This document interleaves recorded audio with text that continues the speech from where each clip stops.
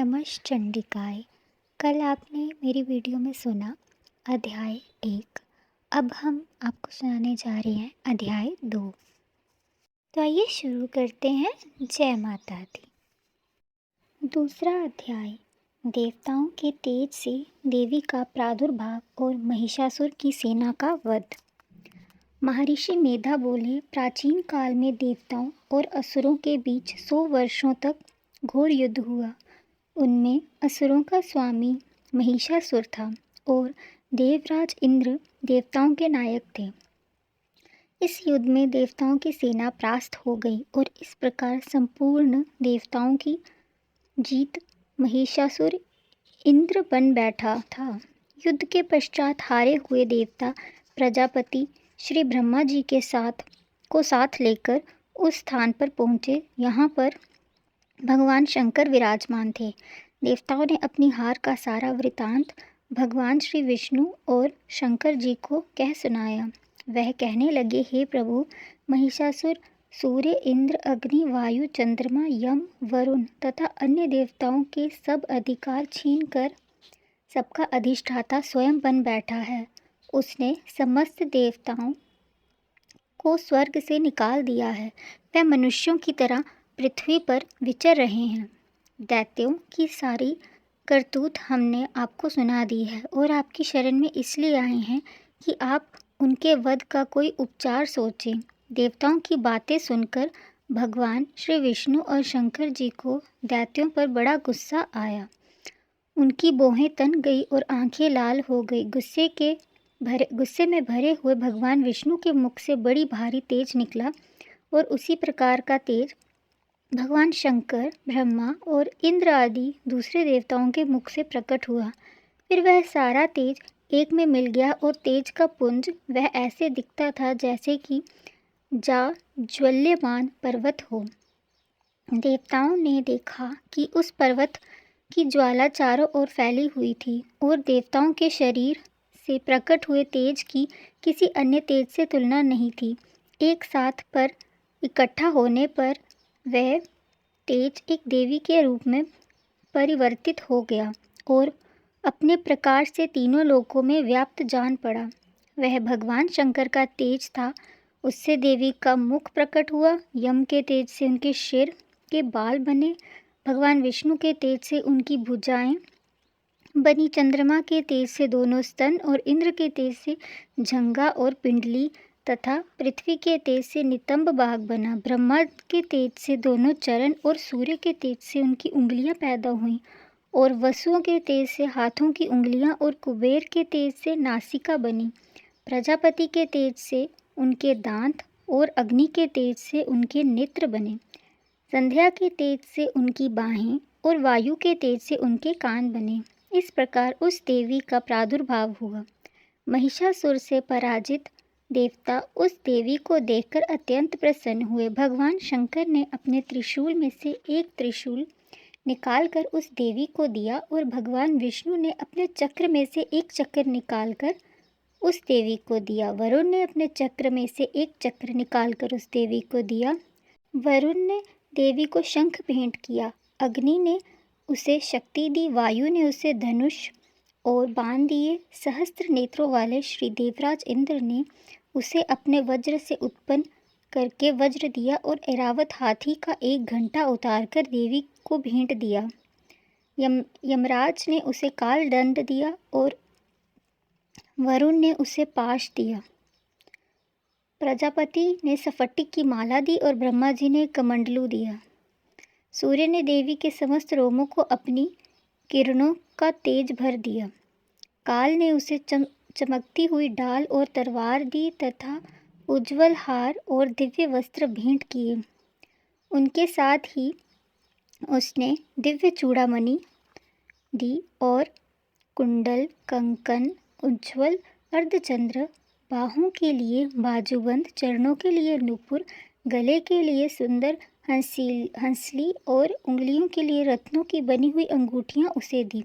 विश्वकर्मा ने उसको फरसा दिया और उसके साथ ही कई प्रकार के अस्त्र और अभेद्य कवच दिए और उसके अतिरिक्त उसने उसे कभी ना कुम्हाने वाले सुंदर कमलों की मालाएं भेंट की।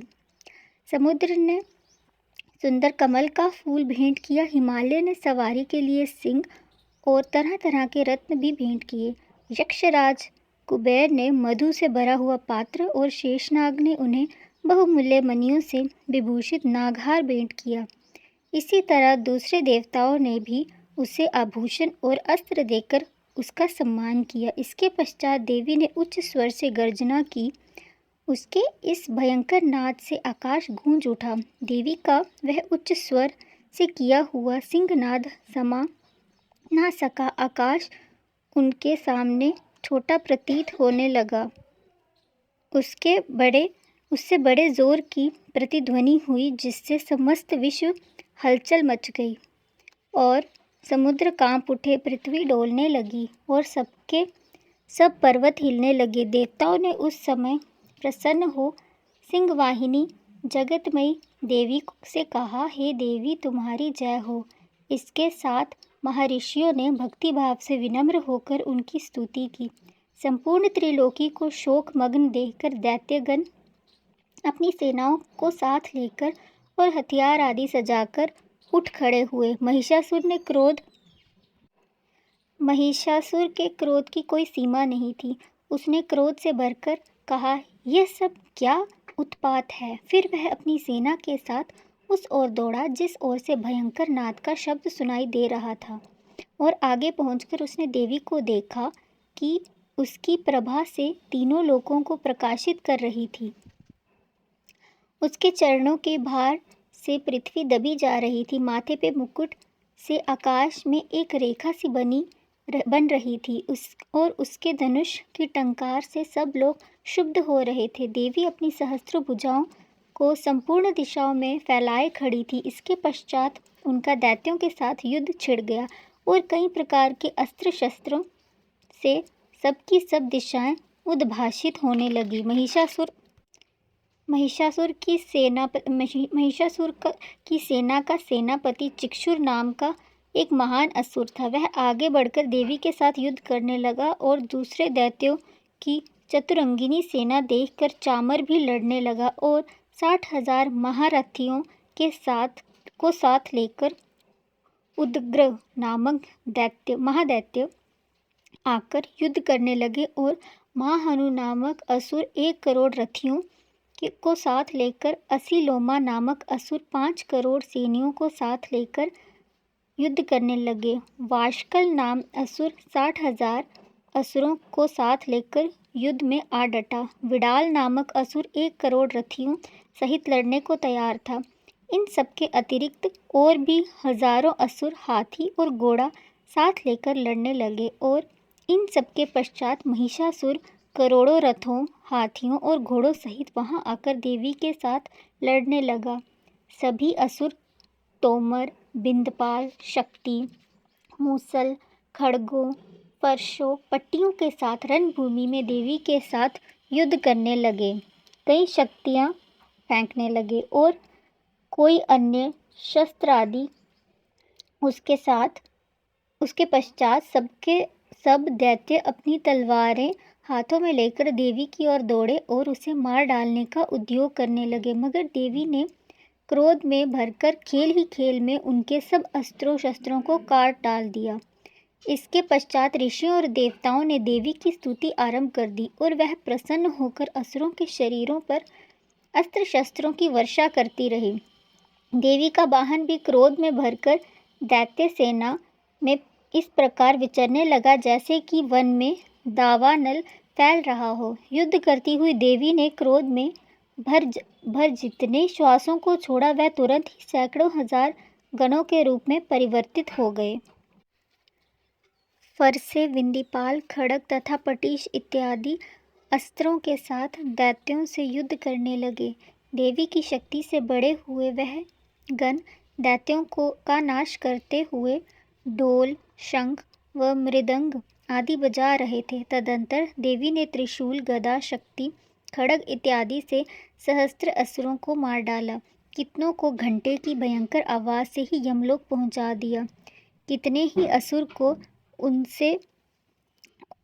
उसने पास में बांधकर पृथ्वी पर धर घसीटा, कितनों को अपनी तलवार से टुकड़े टुकड़े कर दिए, कितनों को गदा की चोट से धरती पर सुला दिया। कई दैत्य मूसल की मार से घायल होकर रक्त वमन करने लगे और कई शूल से छाती फट जाने के कारण पृथ्वी पर लेट गए और कितनों की वान वर्षा से कमर टूट गई। देवताओं को पीड़ा देने वाले दैत्य कट कट कर मरने लगे। कितनों की बाहें अलग हो गई, कितनों की ग्रीवाएं कट गई, कितनों के सिर कट के दूर भूमि पर लुढ़क गए, कितनों के शरीर बीच में से कट गए और कितनों की जंघाएं कट गई और पृथ्वी पर गिर पड़े। कितनों के सिरों पर व पैरों पर कटने पर भी भूमि पर वह उठ खड़े हुए और शस्त्र हाथ में लेकर देवी से लड़ने लगे और कई दैत्यगण भूमि में बाजों की ध्वनि के साथ नाच रहे थे।